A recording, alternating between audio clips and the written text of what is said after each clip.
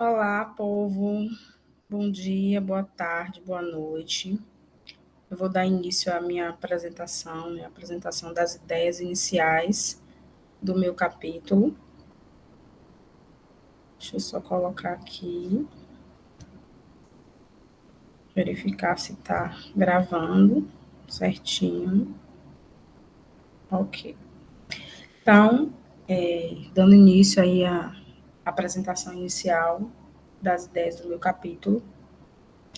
Meu tema é emancipação humana e social na educação dos Institutos Federais, uma análise a partir dos egressos do curso técnico subsequente à administração, sob a orientação aí do professor Dr. José Aldo Camussa de Araújo Neto. E aí vou apresentar um pouco aqui do que seriam, né, a partir do projeto, as minhas ideias iniciais para possível desenvolvimento e amadurecimento dessas mesmas ideias. Então, essa pesquisa ela tem como tema a emancipação humana e social na educação ofertada pelos institutos federais, com foco no impacto formativo dos egressos, né, do curso técnico subsequente em administração. Então, não vou trabalhar com o integrado, vou trabalhar somente com os egressos do curso subsequente, aqui no campus Juazeiro, né, para a gente poder entender aí qual foi esse impacto, né, ou os impactos formativos que houveram aí na vida desses egressos, né, a partir do momento que eles saíram aí do instituto, o que foi que eles puderam aproveitar desse aprendizado, dessa formação, para além do viés capitalista, né, porque a gente não está aqui falando de sair de um curso técnico e conseguir um bom emprego, ter a carteira assinada, enfim, emancipação é muito mais que isso, né, é emancipação humana e social. Então, é sobre o que ele aprendeu, que veio agregar na vida dele, e na comunidade de forma social, onde essas pessoas estão inseridas, né? Quais foram as melhorias, qual foi a visão de mundo que ele conseguiu abrir para ele, para a comunidade, né? No que foi que a vida dele melhorou após essa formação técnica. E com isso a gente vai pensar também,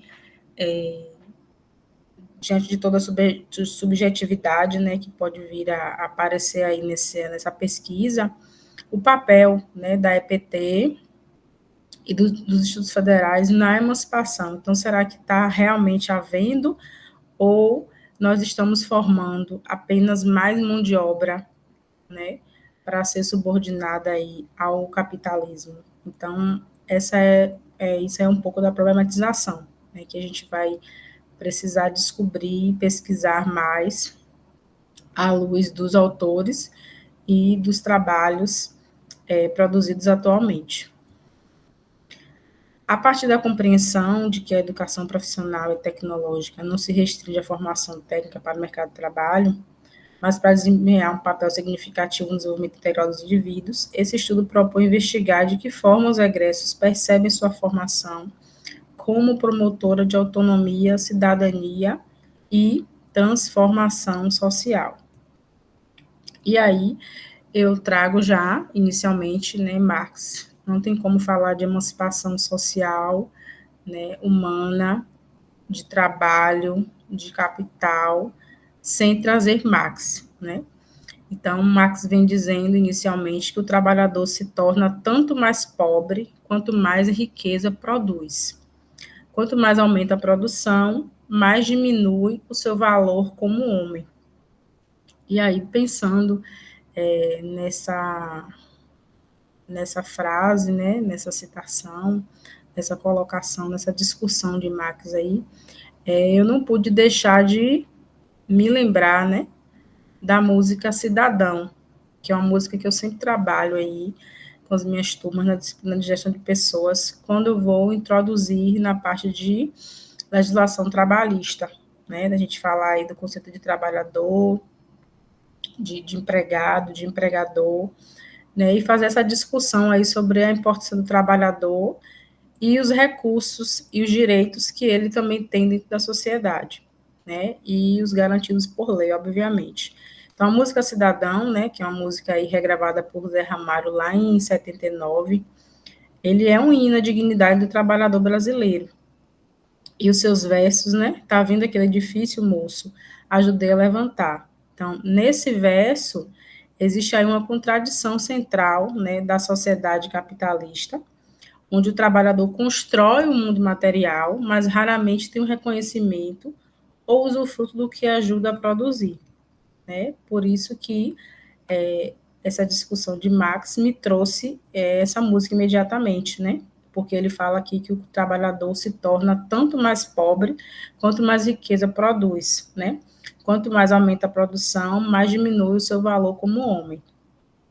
E aí essa música me remeteu a essa construção.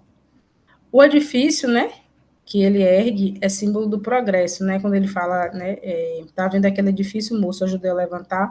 Então, esse edifício é símbolo do progresso social, capitalista, mas também é exploração e desigualdade, né? Porque a música fala ali que os lugares que ele ajudou a levantar, hoje ele não pode acessar, né? Na escola que ele ajudou a construir, a filha dele, por ser pobre de pé no chão, não pode estudar.